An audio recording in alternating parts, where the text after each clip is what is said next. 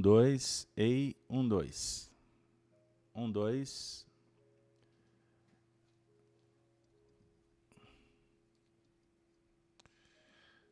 Um, dois. Oi, ei. 1, 2, 3. Testando. Testando. 1, 2, 3. Testando. Testando. 1, 2, 3.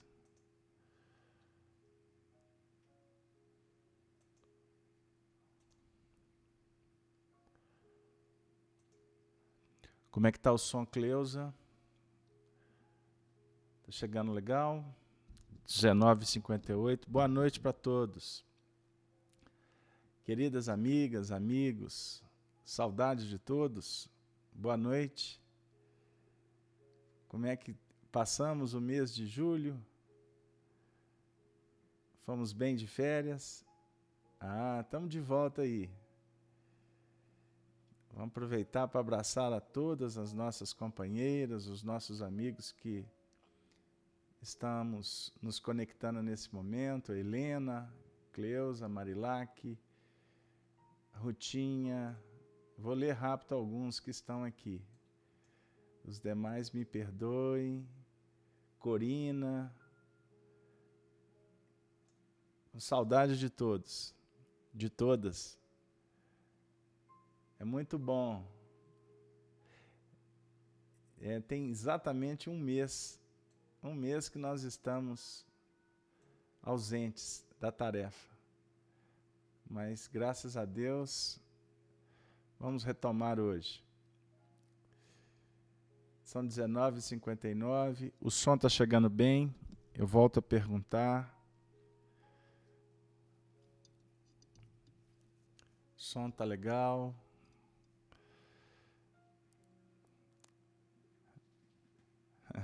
Pois bem, vamos contar com a ajuda da turma hoje do chat, hein? Eu estou um pouco enferrujado, para não dizer que eu estou muito enferrujado. Muito bem. Então, Cleusa, você nos ajuda aí. Aí, a Elisa chegou também. Boa noite, viu, Elisa? Prazer, querida. Todas que estão em casa, todos os amigos. Isso aí. Bom, gente, vamos iniciar a nossa tarefa. Nesse momento, eu convido a todos para juntos fazermos a nossa prece. Vamos nos desconectar do mundo de fora, vamos procurar nos perceber como pessoas, como espíritos. Vamos nos sentir nesse momento valorizando o ar que respiramos, agradecendo o dia que nós tivemos, as oportunidades de trabalho, de aprendizado. E nesse momento, um tanto quanto recolhidos em nossos lares, nós vamos procurar fazer uma conexão de uma forma mais clara e objetiva com os benfeitores espirituais. Então vamos juntos relembrar Jesus, que há 2000 anos esteve aqui entre nós e nos ensinou a orar, dizendo: e agora eu vos convido a sentir. Pai nosso, que estais nos céus, santificado seja o vosso nome. Venha a nós, Senhor, o vosso reino. Seja feita a tua vontade, aqui na terra como nos céus. O pão nosso de cada dia, Senhor, nos dê sempre. Perdoe as nossas ofensas, os nossos erros. À medida em que aprendermos a compreender e abençoar a todos que possam cometer equívocos,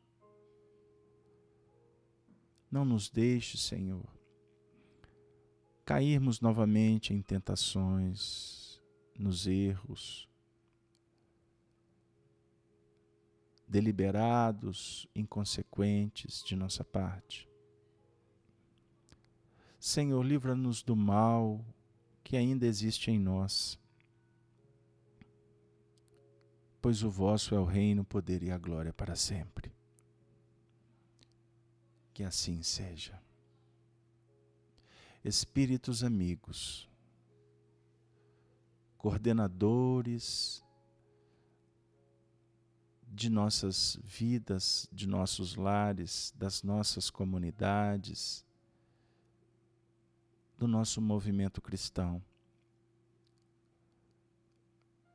Nesse momento, estamos abrindo os nossos corações e nos colocando humildemente de joelhos espirituais, para vos suplicar os benefícios, a ajuda, aquele contributo necessário para este momento de nossas vidas. Ajuda-nos a conquistar o merecimento para obter a medicação, a força que revigora, que auxilia, que nesse momento possamos nos sensibilizar diante das leis da vida, para que possamos, nesse esforço conjunto, compreender os nossos desafios, os nossos compromissos,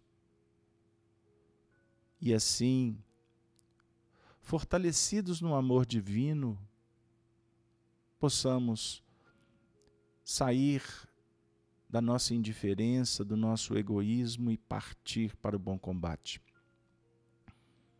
transformando o nosso mundo íntimo. E de alguma sorte,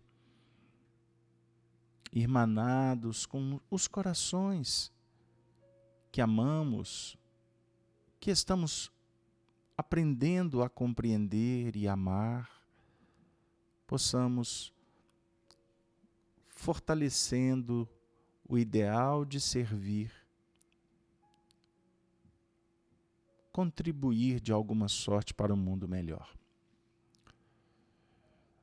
Senhor, Jesus, nosso Mestre, nesse momento, nós te pedimos as bênçãos e a permissão para recomeçarmos as tarefas interrompidas, especialmente nesse nosso programa das terças-feiras,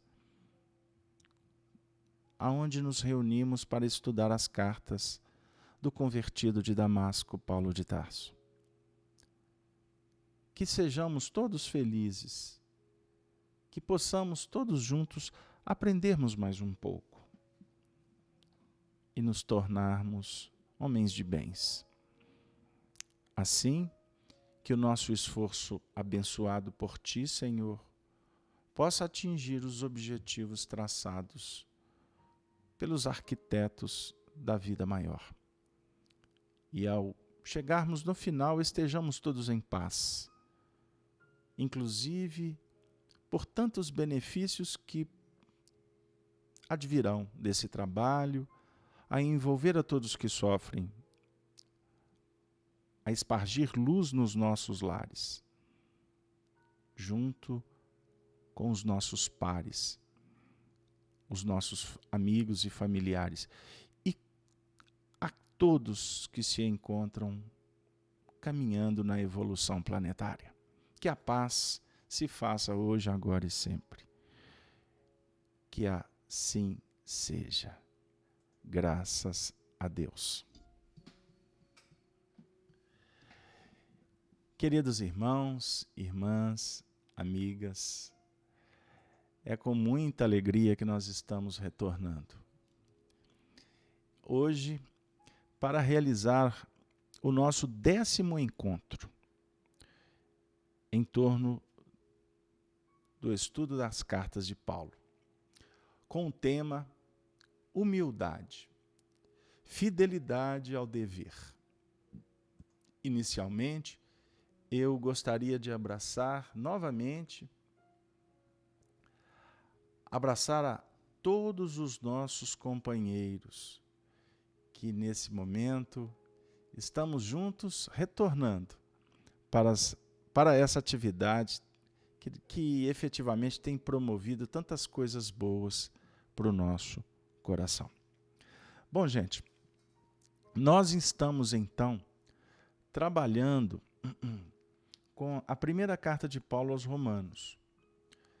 E nós vamos, na noite de hoje, retomar a partir fazendo a leitura a partir do versículo 8º, caminhando até o versículo 15, ou melhor, até o versículo 17. Vamos lá. Então, o texto, intitulado A Fé dos Romanos, Paulo anela a vê-los. Eu gostaria de, nesse momento, disponibilizar aqui, para quem se interessar, a leitura dos versículos. Então, vamos lá. Versículo 7. A todos os que estais em Roma, amados de Deus, chamados santos, graça e paz de Deus nosso Pai e do Senhor Jesus Cristo. Primeiramente, dou graças ao meu Deus por Jesus Cristo, acerca de vós todos, porque em todo o mundo é anunciado a vossa fé. Porque Deus, a quem sirvo em meu espírito, no Evangelho de seu Filho, me é testemunha de como incessantemente faço menção de vós, pedindo, sempre em minhas orações, que em algum tempo, pela vontade de Deus, se me ofereça boa ocasião de ir ter convosco. Por quê? Desejo ver-vos para vos comunicar algum dom espiritual, a fim de que sejais confortados. Isto é, para que juntamente convosco eu seja consolado pela fé mútua, assim vossa como a minha. Continuando, versículo 13. Não quero, porém, irmãos, que ignoreis que muitas vezes propus ir ter convosco, mas até agora tenho sido impedido, para também ter entre vós algum fruto, como também entre os demais gentios. E eu sou devedor, tanto a gregos como a bárbaros, tanto a sábios como a ignorantes. E assim, quanto está em mim, estou pronto para também vos anunciar o Evangelho, a vós que estáis em Roma. Versículo 16. Por quê? Não me envergonho do Evangelho de Cristo, pois é o poder de Deus para a salvação de todo aquele que crê, primeiro do judeu e também do grego. Porque nele se descobre a justiça de Deus de fé em fé, como está escrito: mas o justo viverá da fé. O justo viverá da fé. Bom, antes de mais nada, vamos recordar que nós, no último encontro, trabalhamos até o versículo 10º, pedindo sempre em minhas orações para que, em algum tempo, pela vontade de Deus, se me ofereça boa ocasião de ir ter convosco. O último encontro nosso, o tema foi intitulado Os Benfeitores Espirituais. Então, apenas para fazer uma pequena conexão,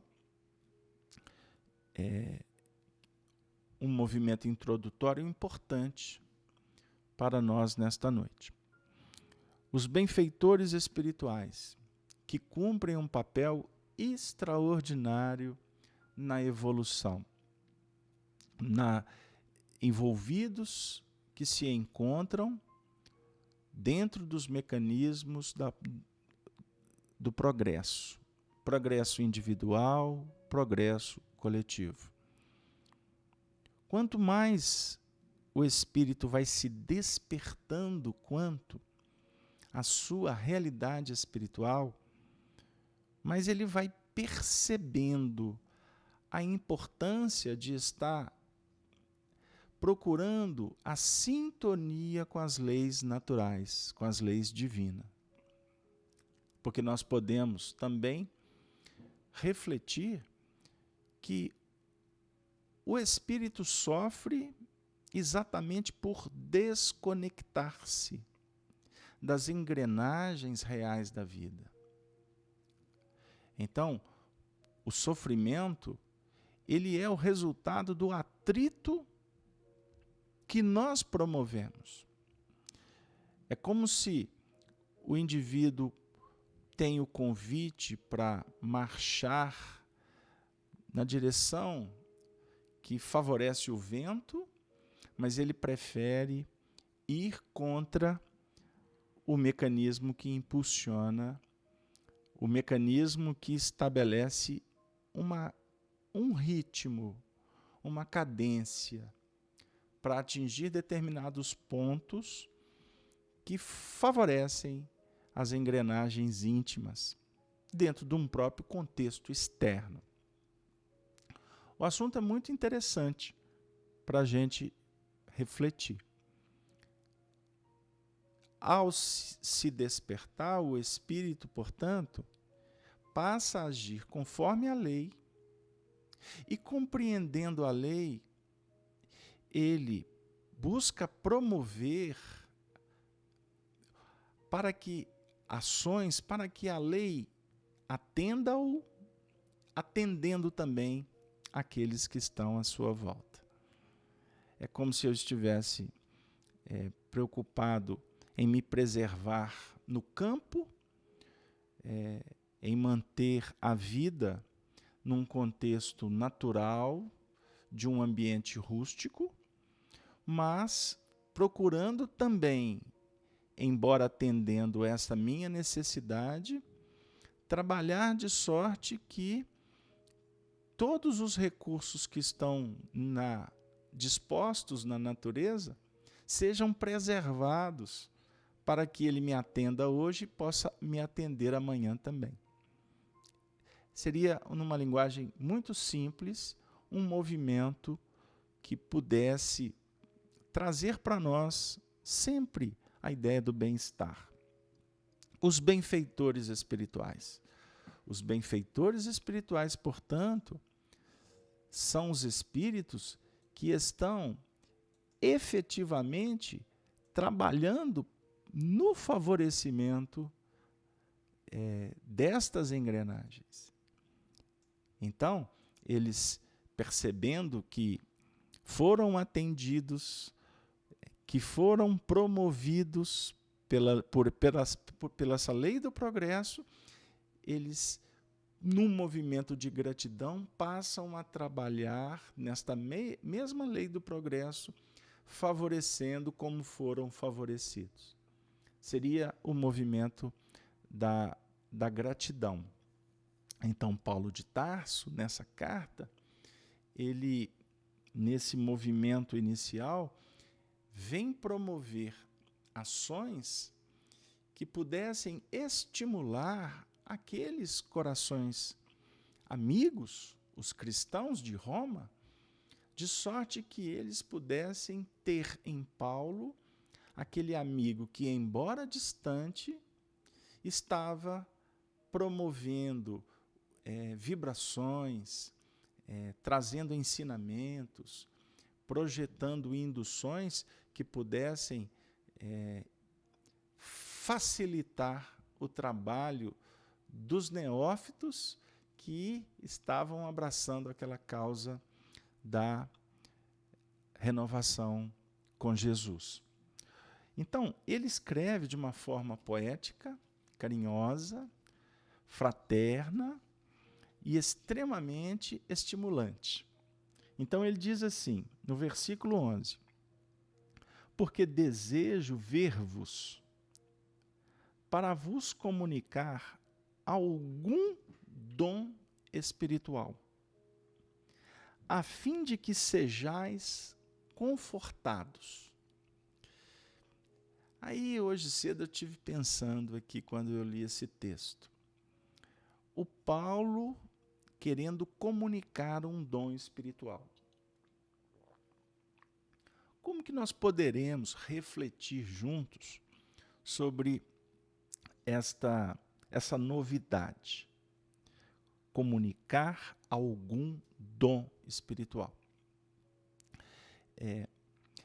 É muito interessante, por exemplo, se a gente puxar para o assunto mediunidade, que é um dom importante que o cristão utiliza para se transformar a si mesmo, por estar se educando no contato com os benfeitores espirituais.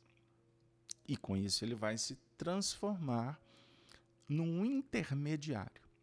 É um dom espiritual. O dom espiritual da mediunidade, ele é descoberto. Ele é descoberto pelo médium de várias maneiras.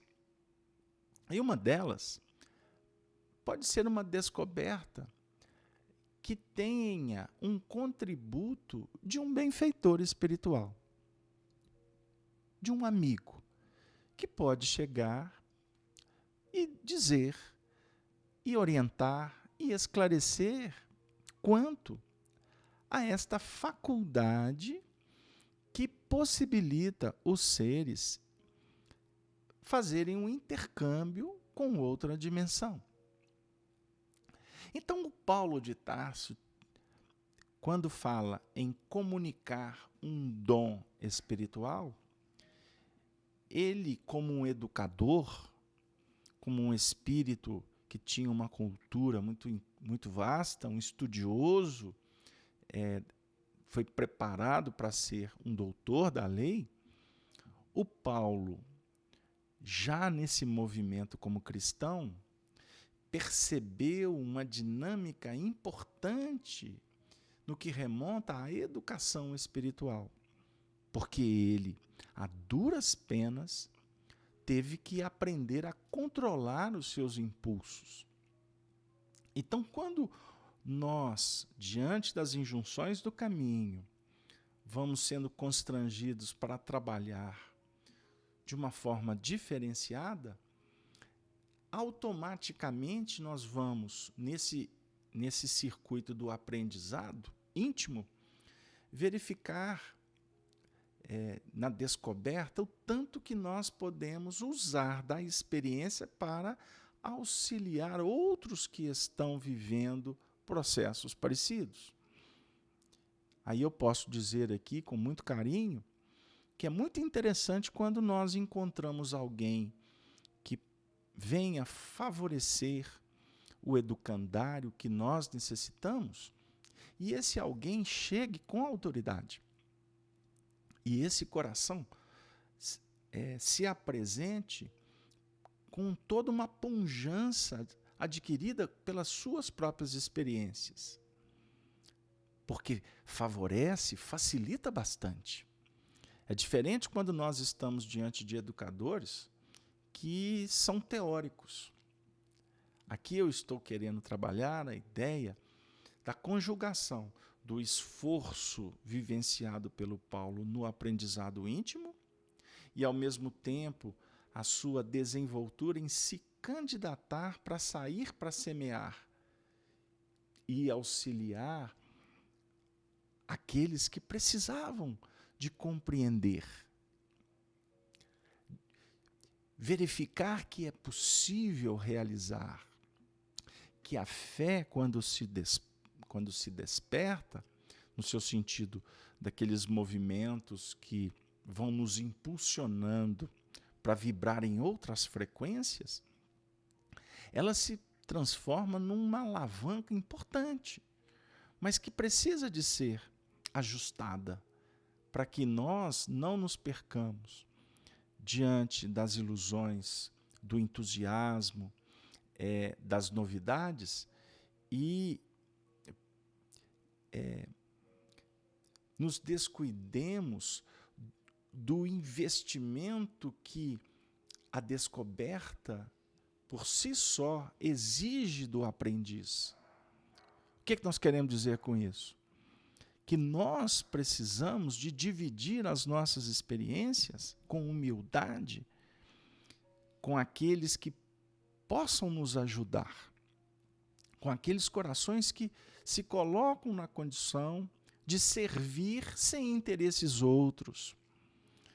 É extraordinário esse movimento de humildade, de buscar compreender os próprios limites, tendo corações que mais experientes se colocam na condição de nos orientar, de nos inspirar, principalmente através dos seus exemplos.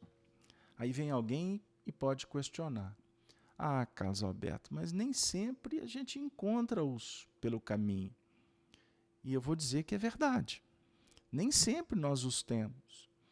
Mas nós podemos, sim, encontrá-los.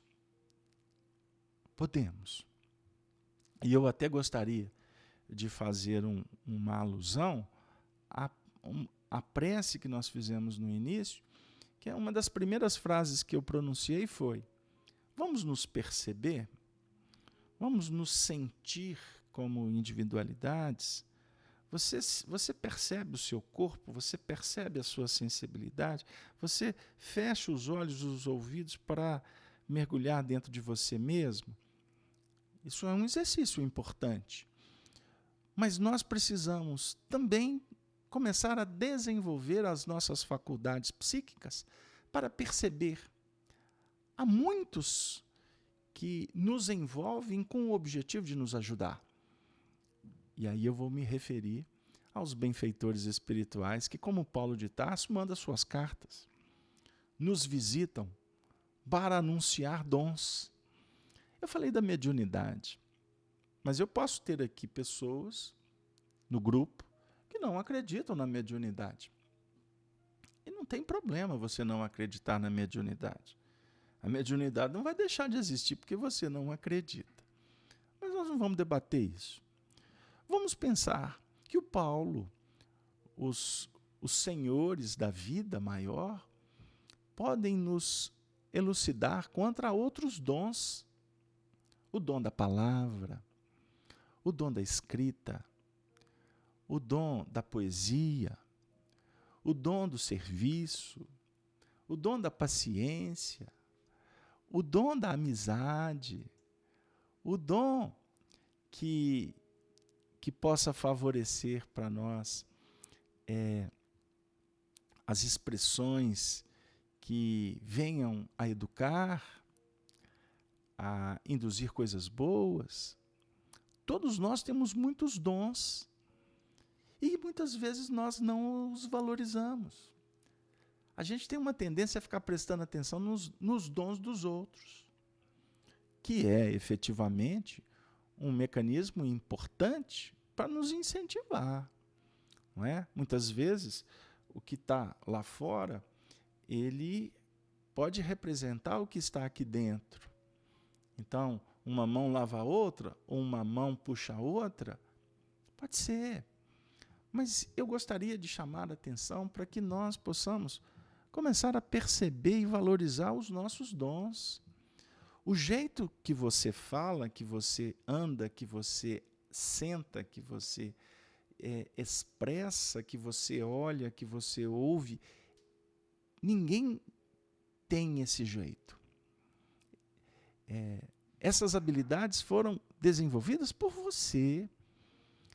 Elas são a base para a sua perfeição no amanhã. Então nós precisamos de entender isto.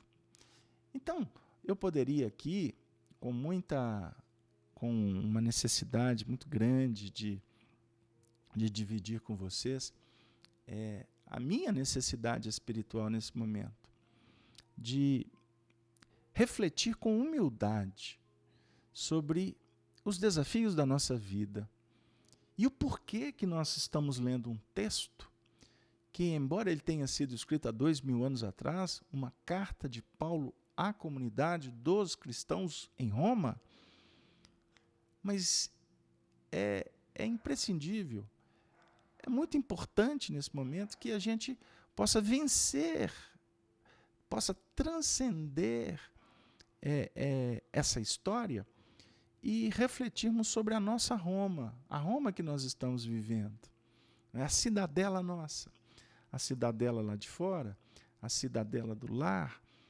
mas por que não falar da cidadela íntima? A Roma que nós cultuamos aqui.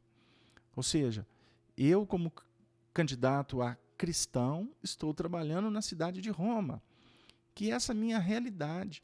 E é muito interessante porque a gente aprendeu, e eu sempre uso esse aprendizado, que só a língua portuguesa nos favorece a trabalhar a escrita, as 4 letras, né, que formam a palavra Roma, a gente poder escrevê-las num sentido e também escrevê-la no sentido oposto.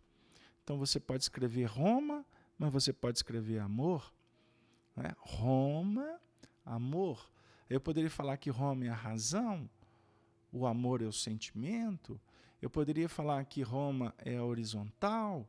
Eu poderia dizer que o amor é a vertical, é a cruz que simboliza, não é? A cruz que simboliza a evolução. Né? Cruz não significa morte. Cruz é evolução, viu, gente? Cruz é evolução. Foi um símbolo adotado pelos cristãos que buscaram nos ensinamentos da antiguidade, da filosofia, da pura filosofia, imagens, símbolos, e adotaram como rituais, não só os cristãos, mas outras religiões, mas a cruz representa a evolução, porque tudo parte de um ponto. E disse Deus, haja luz. O verbo é aquele ponto, é um círculo, que tudo começa ali. E vamos trabalhar em linhas demarcatórias do nosso campo existencial, da nossa mente. Então, o nosso mundo íntimo, a nossa cidadela, é a nossa mente, é a nossa casa mental. E na nossa casa mental é que nós vamos produzir, inclusive produzir para manter a vida, produzir alimento. Então, os teus pensamentos, os teus sentimentos são alimentos. Observem bem como que um assunto vai puxando o outro. Não é? Então, quando Paulo fala de comunicar algum dom espiritual, ele diz o motivo. A fim de que sejais confortados. Sejais confortados. Aí vocês que estudam com a gente aqui já há algum tempo, sabem que eu repito bastante alguns pensamentos, algumas frases, porque elas são extremamente didáticas. Então, eu estou fazendo um estudo espírita, um estudo espírita cristão. Então, esse estudo ele tem que ter 2 objetivos fundamentais, ou 2 bases: o consolo e o esclarecimento. Consolo, esclarecimento. Eu posso começar pelo consolo, contemplar e esclarecer. Mas eu posso esclarecer para depois consolar. Não importa, porque as propostas elas se resumem num pilar só: amor. Bom, então, se eu falo da mediunidade, a mediunidade é um assunto que deve versar uma linha científica espírita, não é científica humana. Vamos ter cuidado e deixar cada coisa no seu lugar. Quando for possível amarrar, a gente amarra. Mas não vamos trabalhar assim com mais critério para a gente não exagerar. Porque eu vejo alguns companheiros, alguns estudos, tratarem a mediunidade totalmente vinculada ao cérebro. Enquanto eu vejo companheiros fazendo estudo da mediunidade totalmente desvinculado do nosso sistema nervoso. Então vamos com calma.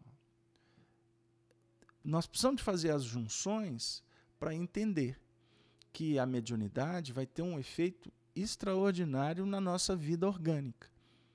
Mas eu preciso primeiro de falar da vida mental, porque a mediunidade ou a dinâmica anímica ou da alma, do ânima, vai atuar sobre o físico, não é?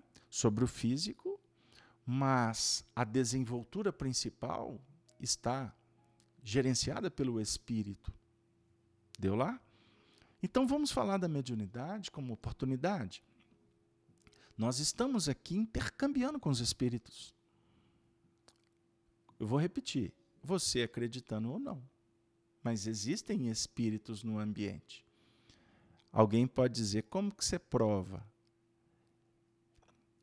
Aí eu vou dizer que essa prova é uma prova que tem um misto de fé e de sentimento. Muitos querem apenas a prova, outros querem apenas sentir. Então eu novamente vou conjugar aqui, porque nós precisamos de trabalhar numa linha racional, mas a racionalidade não pode ser estanque, departamentalizada. A racionalidade ela tem que ser intuitiva. A revelação ela se dá pela projeção do espírito numa dinâmica das suas possibilidades de percepção e de mensuração. Então eu quero dizer o seguinte, que o conhecimento é uma ilha. O nosso conhecimento é uma ilha. Então, aquele que quer buscar a verdade soberana, ele está completamente destituído de respaldo maior. Mas isso é que impulsiona o indivíduo a buscar. Ele quer a verdade. Quando Sócrates afirma, sei que nada sei, ele está definindo um campo de ação. E, ao mesmo tempo, ele está dizendo que eu sei que nada sei, mas o saber que nada sei é um motivo principal para que eu continue buscando aprender. Mas cada vez que eu aprendo uma lição, eu percebo que a minha ilha ela se torna menor ainda dentro de um grande oceano do conhecimento. Então, a gente para refletir sobre os dogmas, sobre os posicionamentos fechados, que toda afirmativa contundente que não abre possibilidade para ser revista ou verificada, ela já tem uma dose soberana de erro. Ela está a um passo do precipício. da queda. Por isso é que eu tenho batido nessa tecla. Cuidado com as afirmativas. E a doutrina espírita nos oferece um campo muito interessante para a gente trabalhar. Um campo seguro.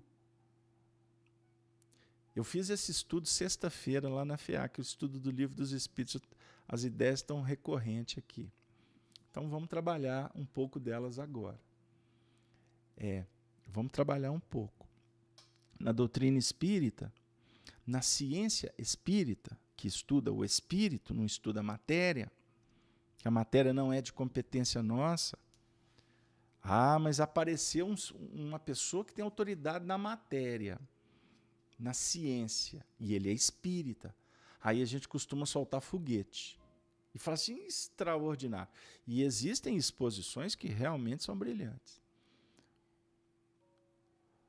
Mas muitas vezes se apoiam em afirmativas, em teses, em doutrinas, que amanhã vão ser revistas pela ciência. E estamos trazendo para dentro do espiritismo. Olha aí o equívoco. Então, vamos devagar. Então, nós estamos procurando, com Kardec, trabalhar num piso seguro, num terreno que não desqualifique, desautorize o nosso trabalho. Qual que é a prioridade no nosso trabalho? Olha o Paulo de Tarso, venho anunciar para vos confortar os dons. Nós estamos aqui estudando Kardec, tendo orientações de espíritos sérios, que não possuem a última palavra. Isso é desafiador falar. Vocês observam, a gente cita os autores, a gente cita o Emmanuel, cita o André Luiz, cita o Leon Denis, autores espíritas, encarnados e desencarnados. Mas a gente cita porque eles têm uma vasta cultura. Existe coerência com a doutrina codificada por Allan Kardec. Então, a gente não vê contradição. Então, você cita. Mas cita se preparando para que haja uma dinâmica reveladora a partir do que você estudou e do que você está afirmando.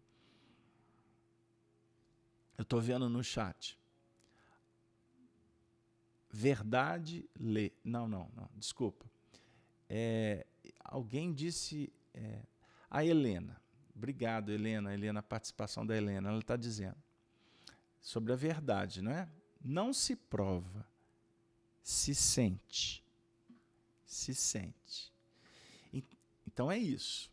Então, para que você tenha um lance intuitivo, você precisa de uma fundamentação que te traga segurança, para que os espíritos ofereçam uma revelação que esteja um degrau acima do que já está em tese consolidado.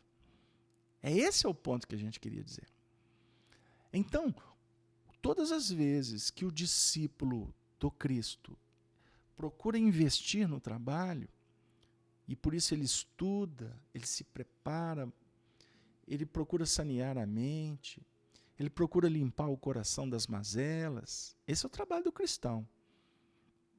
Tem muita gente achando que o trabalho do cristão é ser intelectual, ser doutor, falar línguas. Eu tenho visto aí até na internet, né? Agora tem uns convites interessantes para o indivíduo estar achando que tem que falar até outras línguas para entender o evangelho.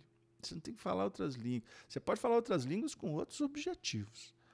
Mas para estudar o evangelho, você não precisa de doutorado em nada, a não ser se capacitar na ciência da vida, que é cuidar dos teus sentimentos, das tuas emoções, aprender a conjugar a sua realidade com a proposta que a vida está trazendo para você.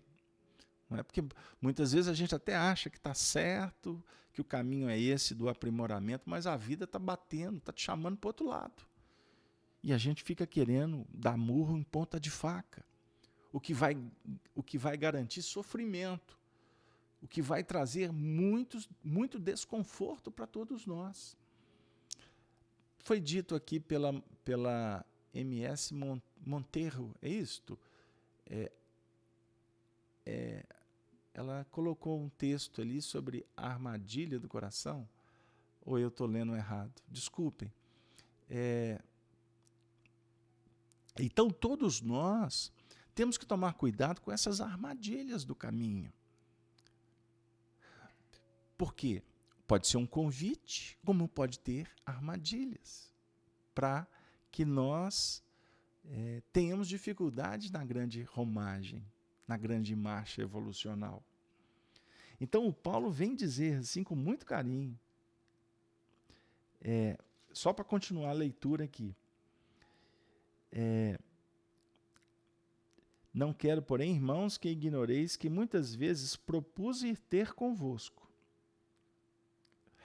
Desculpa. Versículo 11. Eu vou reler e já vou ler o 12. Porque desejo ver-vos para vos comunicar algum dom espiritual, a fim de que sejais confortados.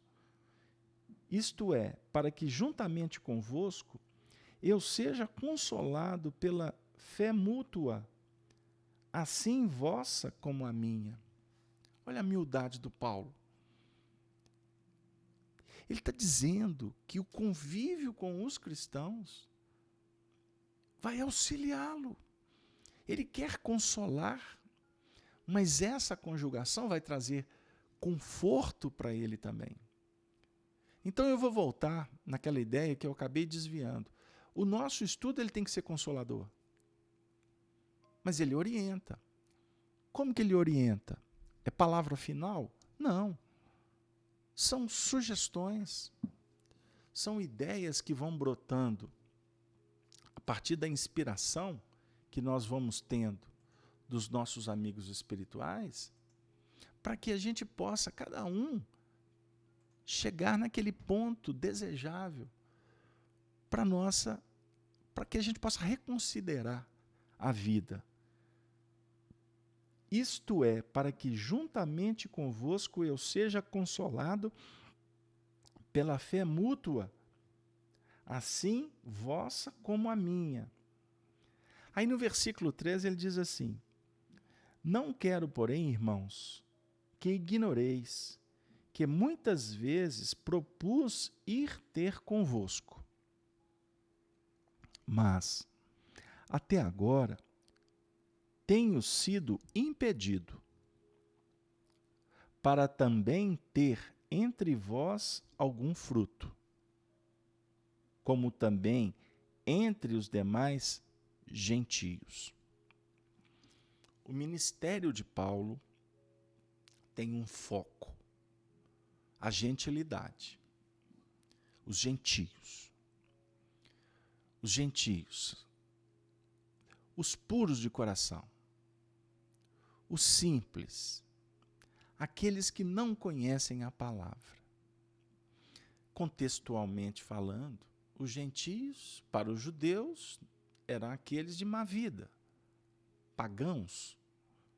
Então, como Paulo teve muito problema entre os seus pares judeus, pela dureza do coração, porque se bastavam intelectualmente falando, religiosamente, como queira, ele então sai à procura daqueles que não conheciam a palavra, os gentios.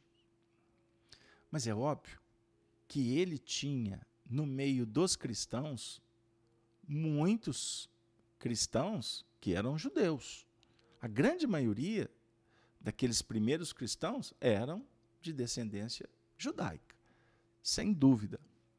Agora, é muito interessante porque quando a gente vai estudando as cartas de Paulo, a gente trazendo dentro de um contexto de evolução, ou seja, procurando aprofundar, tirar o espírito da letra, a gente chega na conclusão que nós temos o nosso lado judeu e nós temos o lado gentio. Então, é a dualidade. são os dois lados da moeda. Os dois lados da moeda. E aqui é uma moeda do século XIX. Uma moeda do século XIX. Que temos aqui na cara Dom Pedro II. Eu busquei essa moeda como um símbolo para os nossos estudos. A moeda tem duas faces. Um dia eu falo sobre Dom Pedro II. Duas faces. É o lado masculino, o lado feminino, o yin e yang. A eletricidade, é o magnetismo, é o dia, é a noite. É a questão do gênero, a questão da polaridade. Pegaram aí? São as facetas. O positivo, o ativo, já falei, né? O Sol, a Lua, e aí vai, a Terra e o mar, ok. Então vamos refletir o seguinte, a razão e o sentimento. Muitas vezes a razão, ela exagera na busca frenética do entendimento em bases cognitivas, intelectivas. Como o sentimento, muitas vezes, descamba para as questões da emoção, da passionalidade e etc. Então, a razão, ela pode representar os nossos movimentos judaicos. É o judeu, não é? Que muitas vezes fanatiza, se julga dono da verdade, intolerante. Ou então o gentio, que não está disposto a se vincular com os princípios da disciplina, da compreensão, do estudo, da tradição. Então, nós temos na nossa intimidade o judeu e o gentio. Então, o Paulo foca no seu trabalho o gentio, sim, num contexto de trabalhar aquele coração que está se movimentando para despertar os seus potenciais judeus. O sentimento que diz que abre e fala assim, eu preciso de aprender. Porque é complicado você trabalhar com a intelectualidade que quer apenas trabalhar no sentido transitório, questionador superficial, que visa muitas vezes, que pensa muitas vezes só em si. Vou explicar, vou tentar traduzir melhor. Vou buscar Jesus no Sermão da Montanha quando diz: bem-aventurados os que têm puro coração, porque eles verão a Deus. Pegaram lá? Eu vim para aqueles que precisam do médico, dos doentes. Porque quem não precisa, não vai abrir a porta para o médico. Eu sou a porta das ovelhas. Então, ao mesmo tempo que ele fala que ele vai entrar, ele faz o movimento que ele é a porta. Para você passar pelo portal da espiritualidade, você não passa pela sua intelectualidade, embora o entendimento seja importante. Acessar as regiões superiores é pelo sentimento. Porque tudo começa pelo sentimento e vai terminar no sentimento. Deu aí? É o que o Paulo está dizendo. Ele está se movimentando entre nós, dizendo: eu não quero, porém, irmãos. Ele nos trata como irmãos. Porque ele é igual a você. O Paulo é amigo de você.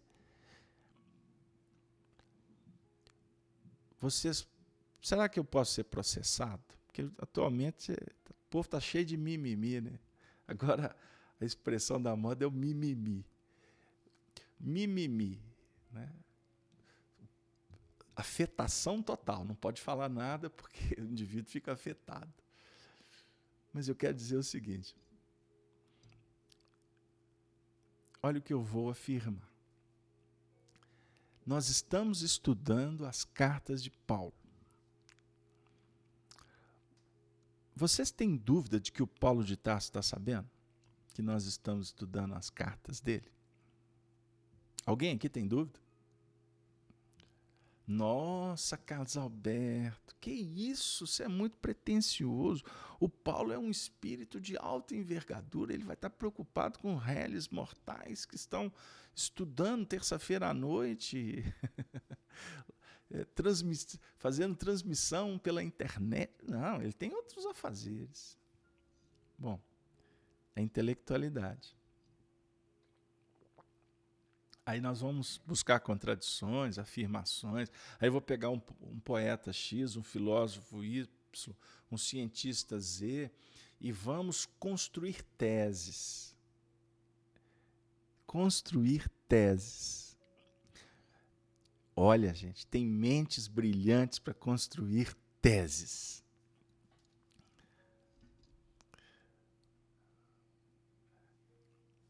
Para serem desconstruídas amanhã. Ok? Vamos refletir o seguinte. Espiritualmente, nós estamos procurando conexão com ele. Ele não foi o médium, mas ele foi o escritor. Ele foi o médium de Estevão.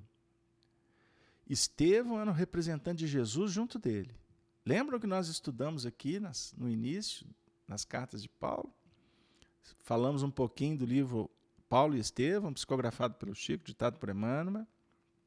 Pois bem, nós estamos procurando uma conexão com estas faixas vibracionais.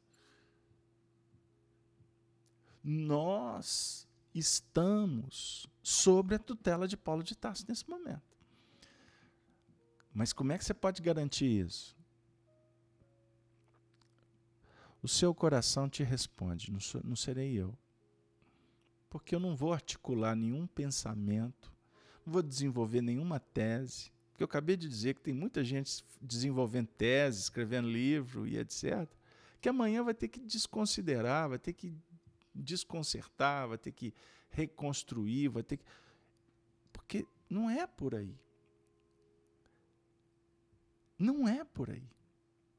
Nós estamos diante de um procedimento, que é sustentado por mentes sábias, abalizadas, que objetivam cuidar de corações. Lembra o que o Paulo disse? Eu fiz-me fraco, não é? A minha ideia é atender muitos, mas de repente, se não der, só alguns, um só já estou satisfeito. A Marinalva está dizendo, Carlos Alberto, é a força do pensamento. Ok? Pode ser, Marinalva.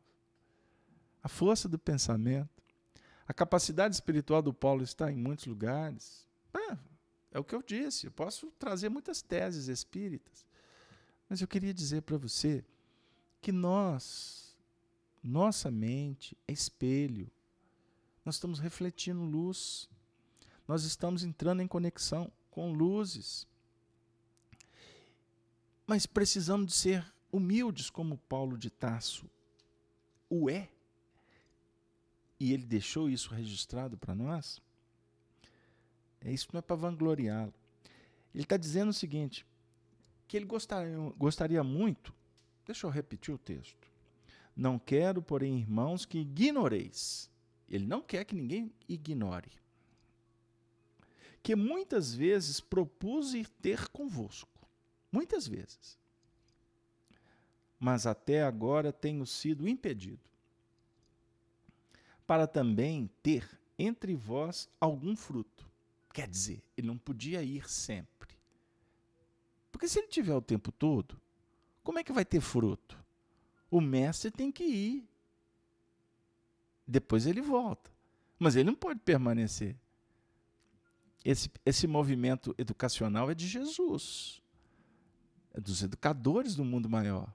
Vocês estão se recordando do capítulo 14 do Evangelho de João, quando ele fala do Consolador prometido, que ele tem que partir, que depois ele voltaria, que ele mandaria o Consolador, o Espírito de verdade, aquela história toda?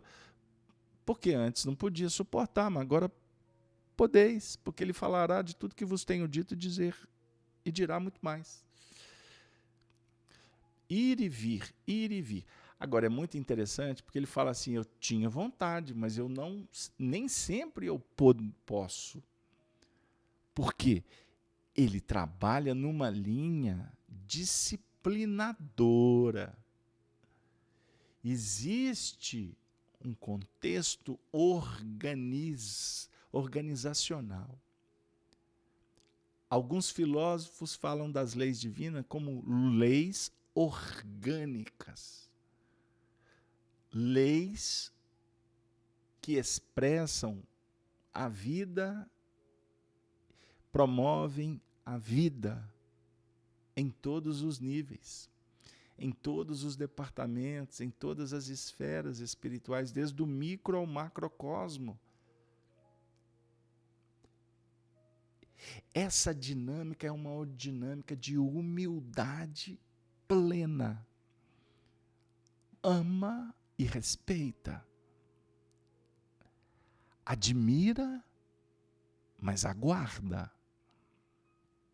Induz, mas passa. Deu? Abraça, mas despede. Fala e silencia. O pensamento é o espelho da alma. Marinalva, me permite? Vou fazer apenas uma correção. O pensamento não é espelho, tá, querida? Estou falando com muito carinho. A mente é o espelho da vida. É a mente, porque o pensamento é a energia que a mente produz. É força eletromagnética. Só fiz uma correção, mas eu entendi perfeitamente o que você quis dizer. Então, a dinâmica paulina é uma dinâmica cristã, é uma dinâmica kardeciana. São movimentos precursores. João Batista é precursor. Dos nascidos de mulher, João é o maior. João, indivíduo, Jesus disse, mas eu não vou bater nessa tecla. Vamos falar do que eles representam, do que eles fazem. Nós vamos estudar nas próximas semanas o assunto tratado como idolatria por Paulo de Tarso. Idolatria. E é um tema que a gente tem conversado sobre ele, porque toda idolatria é contraproducente ao processo evolucional. Por isso é que João Batista perdeu a cabeça, porque ele bateu de frente contra a idolatria. O poder transitório. É o que está acontecendo no nosso contexto social agora. Observem quantos Joãos Batista estão levantando o dedo, com risco de perder a cabeça, mas o momento é um momento precursor. Então, enquanto Herodes e sua corte querem promover o culto ao bezerro de ouro, que é idolatria plena, prazer efêmero, jogo de sedução, João Batista, os benfeitores espirituais, esse cortejo de entidades, trabalham numa dinâmica que favorece o despertamento do indivíduo. Então, o que está acontecendo? Vamos falar do contexto social para a gente entender. No nosso país, em todos os lugares, a espiritualidade está passando uma vassoura.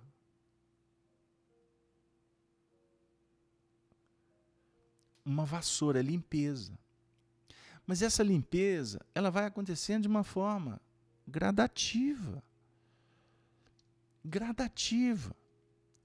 Então o Espiritismo é uma doutrina filosófica que promove reflexões, que apresenta caminhos, que se apoia em evidências, e isso tem como provar. A imortalidade da alma, ela é provada. A mediunidade é provada. É. Mas precisamos de estar num estágio ainda um pouco à frente. Porque a ciência humana ainda não prova. Então não vem querer falar que física quântica prova, porque não prova, porque as teses da quântica são questionadas pelos próprios físicos. Cuidado. Mas todas essas ciências humanas, elas estão em processo de evolução.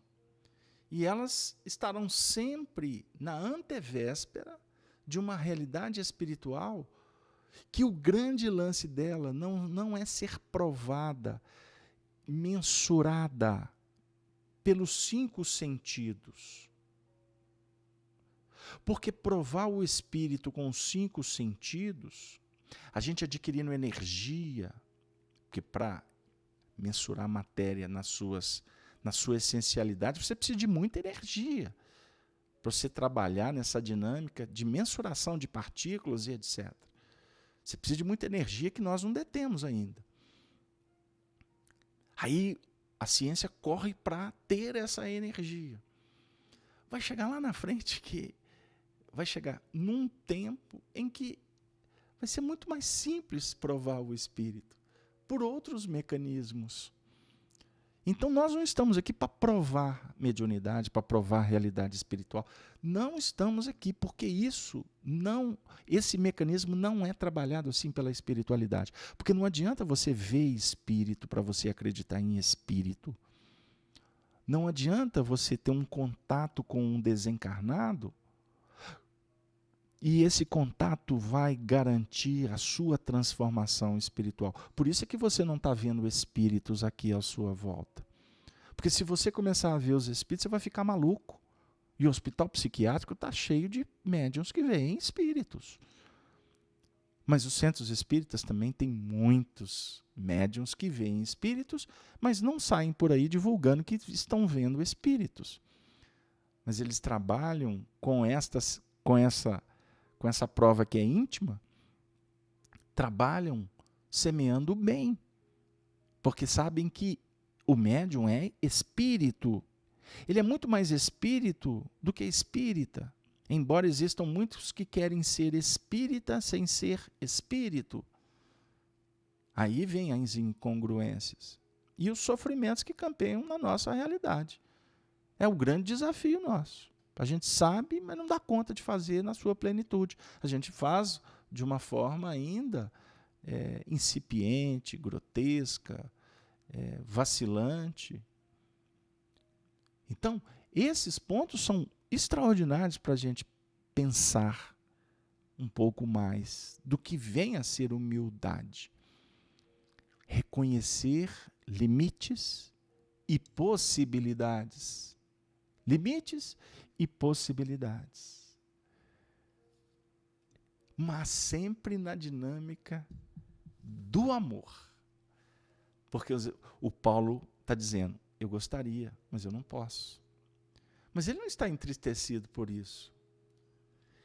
Ele está feliz por isso. Porque se ele não está, significa que nós precisamos de aprender o caminho para estar.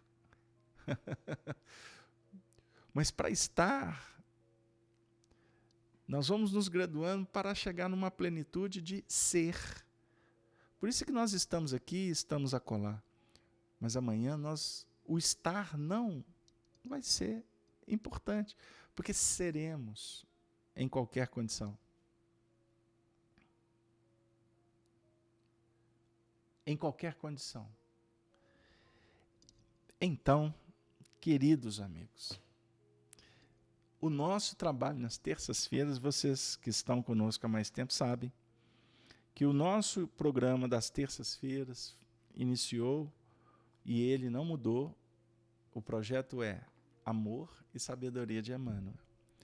Nós interrompemos os estudos das obras de Emmanuel para estudar as cartas de Paulo, que efetivamente são extremamente importantes na obra do Emmanuel. Mas, no nosso contexto de estudo das cartas, nós sempre reservamos um espaço para trazer quem tem autoridade para nos ensinar. E eu vou trazê-lo, o benfeitor Emmanuel, no livro Encontro Marcado, psicografia de Francisco Cândido Xavier.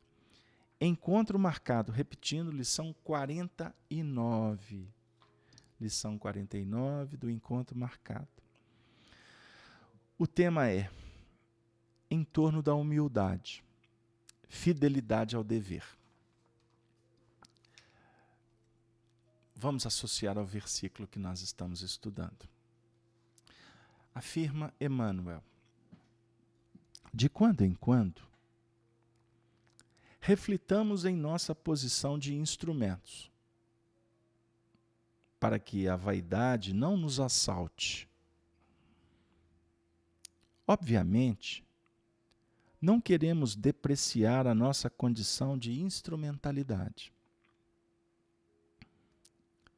Se necessitamos do concurso de um violino na execução de uma partitura, não podemos substituí-lo por outro agente musical. Há de ser um violino e, tanto quanto possível, dos melhores. Ninguém nega a importância do instrumento nessa ou naquela realização. No entanto, convém recordar o imperativo de humildade que nos cabe desenvolver diante do Senhor, que se serve de nós segundo as nossas capacidades na edificação do reino de Deus. Lembram dos dons?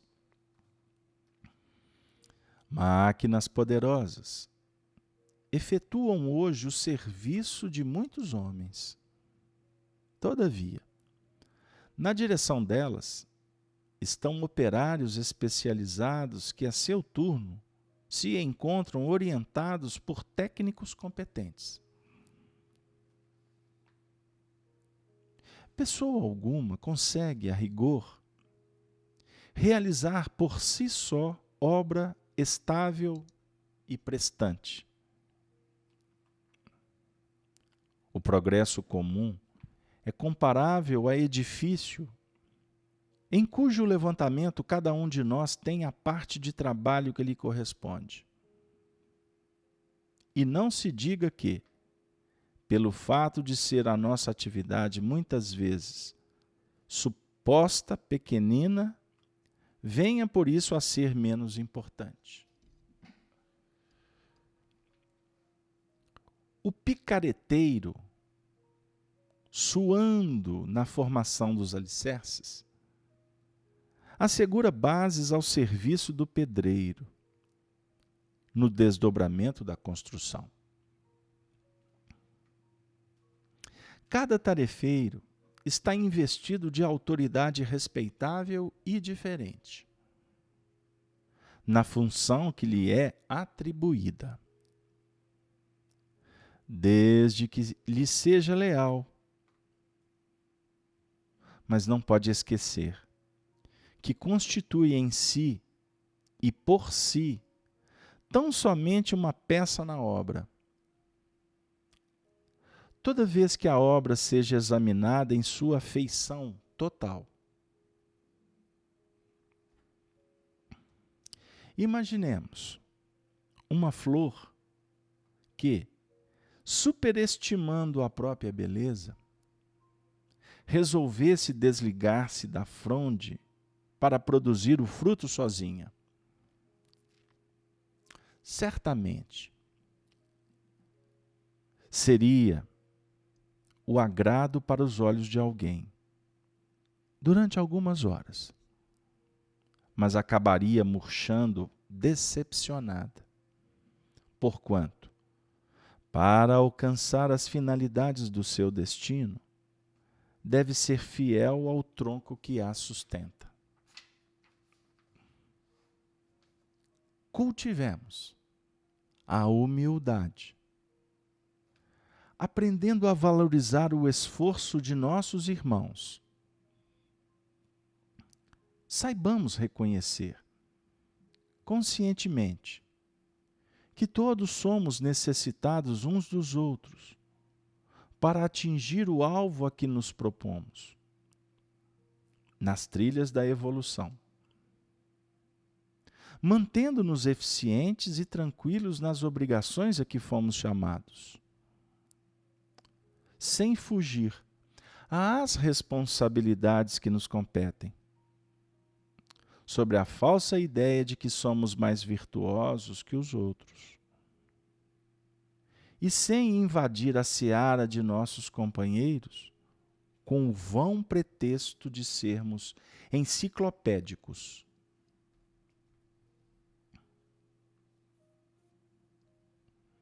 Humildade não é omitir-nos,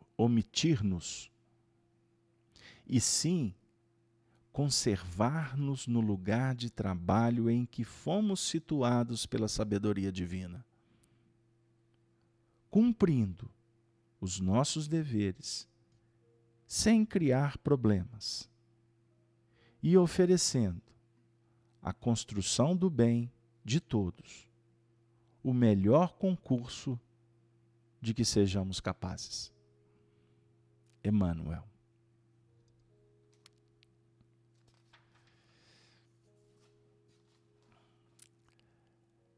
Paulo de Tarso, o operário divino, o agricultor dos corações, compreendeu a importância da sua missão,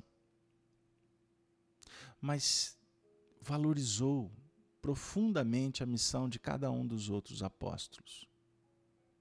Por isso ele mesmo se dizia indigno de ser chamado apóstolo, porque ele não conviveu com Jesus e foi o maior perseguidor dos cristãos. Valorizou cada discípulo, cada coração que se sensibilizava e apresentava aquelas condições para receber a revelação que ele, Paulo, foi misericordiosamente envolvido. A mensagem da ressurreição de Jesus, o Cristo. O Messias vem ao mundo para cada um de nós, no momento certo. Como um cordeiro, o Messias se apresenta como o educador que divide a lição, mas se propõe, acima de tudo, a experienciá-la no seu martírio individual. Embora sem necessidades kármicas, como nós outros, ainda espíritos arredios, o Messias se faz cordeiro para ser sacrificado no símbolo extraordinário que nos remete ao significado do verdadeiro amor,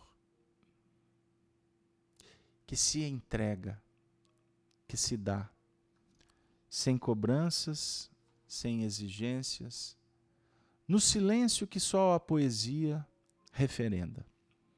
Só o brilho das estrelas conseguem nos apresentar uma essência que toca profundamente os nossos corações naqueles momentos de maior escuridão. Amor. O amor do Cristo. Paulo de Tarso e todos aqueles que já se encontram na vanguarda do aprendizado voltam para a terra como reflexos de uma estrela, de um astro de expressiva grandeza. Eles vêm falar de humildade, sendo humildes, falar de caridade, vivendo-a em plenitude, mostrar a importância da disciplina, porque são organizados, definir hierarquias, porque são copartícipes de um grande projeto, de mostrar a importância da fidelidade, porque abraçaram suas missões e encontram nelas o real sentido, a maior alegria, a felicidade real. Queridos amigos, bondosas companheiras, para nós é um motivo de profunda alegria estar visitando os seus lares, entrando na intimidade de vocês, dos seus escritórios, dos seus equipamentos, disponibilizando essas imagens de uma forma despretensiosa, mas com um sentimento que nos motiva a viver. Aquele sentimento cristão de querer, de tentar, lutar por uma vida melhor, por uma dinâmica mais qualificada, arregimentando os recursos para caminhar com esperança em dias melhores. Acreditar sempre e lutar por um mundo bem diferente do que nós temos hoje.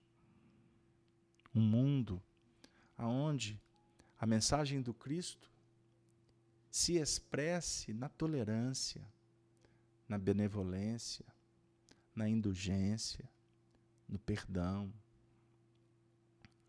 na solidariedade, na igualdade, na liberdade, na fraternidade. Justiça soberana, justiça divina. Acreditamos, confiamos que um dia o mundo será um só, sem barreiras, sem politicagens mesquinhas, sem bajulações, sem privilégios. A lei divina garantindo para cada um os recursos que são necessários ou, quem sabe, meritórios. Todos trabalhando, pensando não só em si, mas pensando no outro. Eis princípios que se discutem numa sociedade que vai se modernizando. Princípios da sustentabilidade. Ninguém pode ser feliz solitário. Ninguém pode ninguém pode adquirir as conquistas terrenas vendo o outro à míngua de pão.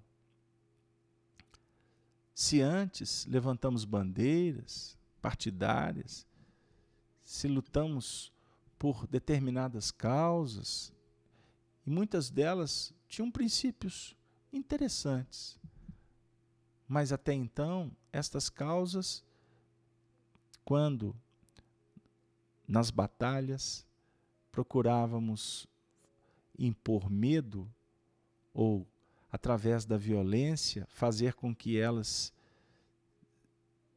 se apresentassem como leis divinas ou leis humanas, nós vamos percebendo que o projeto que nos aguarda é um projeto crístico.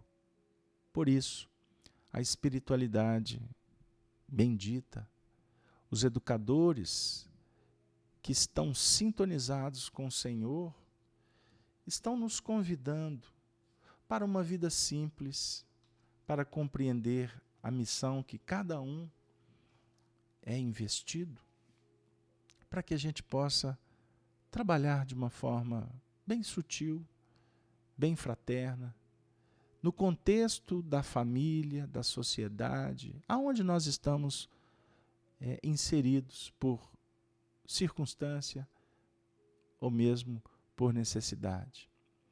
Compreendemos o misticismo, o fanatismo, aqueles aspectos que caminham na atualidade, como também a descrença, a intolerância, o radicalismo. Nós verificamos que tudo que está acontecendo nesse momento planetário é um processo importantíssimo. E o que faz dele uma estratégia crística é a condição dele estar sendo gerenciado pelo governador espiritual que é Jesus e os benfeitores que o representam. Nós, espíritas cristãos, vamos nos comprometer com Allan Kardec, simbolicamente. Vamos nos voltar para as obras básicas, para os clássicos do Espiritismo, para as obras que realmente podem contribuir. Vamos arregimentar forças para qualificar as nossas ações também nas casas espíritas, para que a gente possa receber com amor, com calor humano, com fraternidade, aos corações que estão batendo na porta destas casas abençoadas. Vamos, nesse momento, acreditar. Vamos, portanto, nos fazermos crianças em Cristo, vencendo as cristalizações para preparar o território para que um homem novo nasça, cheio de vida, cheio de esperança, cheio de fé. Que a falange de Paulo de Tarso, os benfeitores que tutelaram o estudo da noite, que eles possam continuar abençoando e envolvendo a todos os nossos lares, familiares, mas pedimos também para todos aqueles que sofrem, que estão no processo do aprendizado, vivendo dores atrozes, que nesse momento a paz seja espargida, que nesse momento as rosas que representam o amor do Senhor sejam distribuídas pelas mãos abençoadas sob a tutela de Maria de Nazaré. Esse Espírito que coordena uma falange grandiosa de almas em redenção, inspirando a humanidade nesse caminho da transformação. Muito obrigado a todos. Gratidão. Gratidão é o sentimento que brota do nosso coração nesse momento. E nós gostaríamos de nos despedir com a saudação dos cristãos dos primeiros tempos.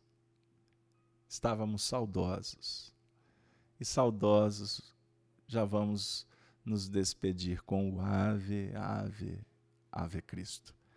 Até a próxima sexta-feira, direto da FEAC, com o estudo do Livro dos Espíritos. Excepcionalmente, nesta semana, não teremos o retorno do Apocalipse. Vai ficar para a próxima semana, porque temos um compromisso numa casa espírita muito querida daqui de Belo Horizonte.